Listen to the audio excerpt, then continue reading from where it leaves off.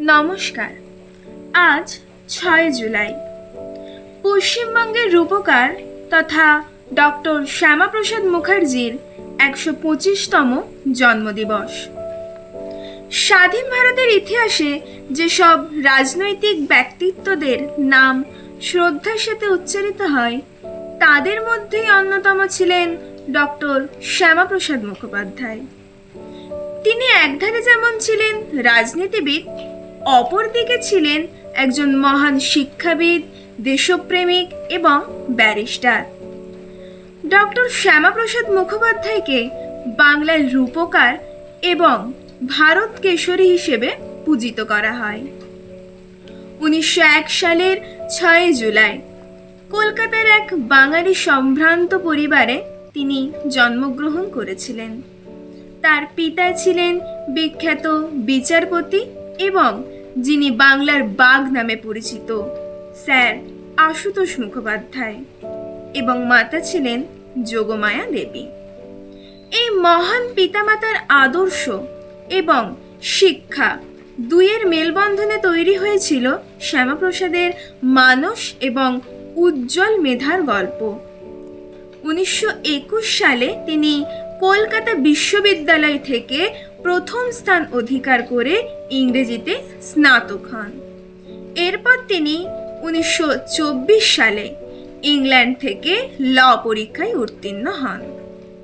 1934 সালে মাত্র 33 বছর বয়সে ভারতের সর্বকনিষ্ঠ উপাচার্য হিসেবে কলকাতা বিশ্ববিদ্যালয়ে নিযুক্ত হন এবং পিতার প্রতিষ্ঠিত এই বিদ্যালয়কে তিনি আরও উচ্চতরে নিয়ে যান। শ্যামাপ্রসাদ মুখার্জি স্বেচ্ছায় ভারতীয় জাতীয় কংগ্রেসে যোগদান করেন।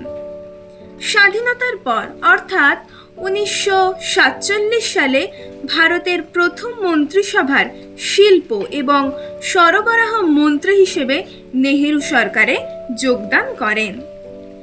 ভারতের প্রথম চিত্তরঞ্জনে লোকোমেটিভ কারখানা এবং শ্রীন্ধি কারখানা, হিন্দুস্তান এয়ারক্রাফট তারই দূরদর্শিতার ফসল।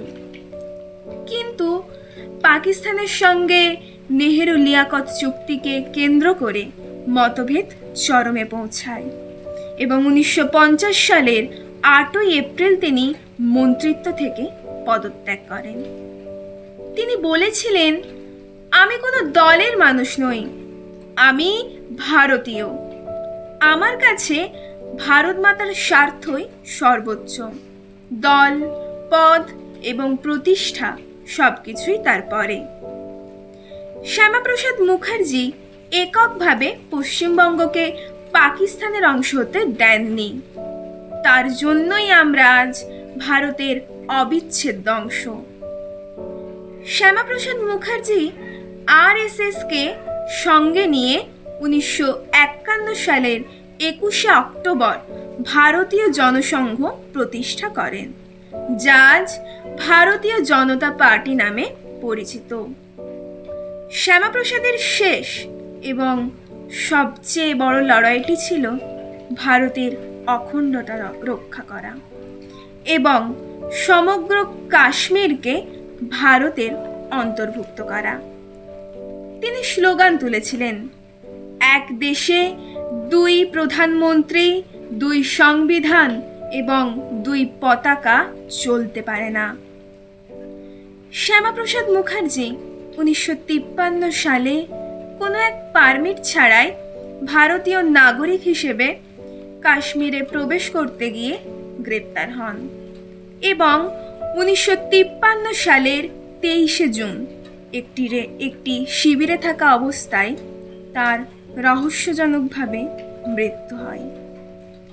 ইতিহাসের পাতায় এমন কিছু চরিত্র থাকে যারা বেঁচে থাকেন তাদের কাজের মাধ্যমে প্রজন্মের পর প্রজন্মের হৃদয়ে। অমর শহীদ ডক্টর শ্যামাপ্রসাদ মুখার্জি ছিলেন তেমনই একজন। নমস্কার।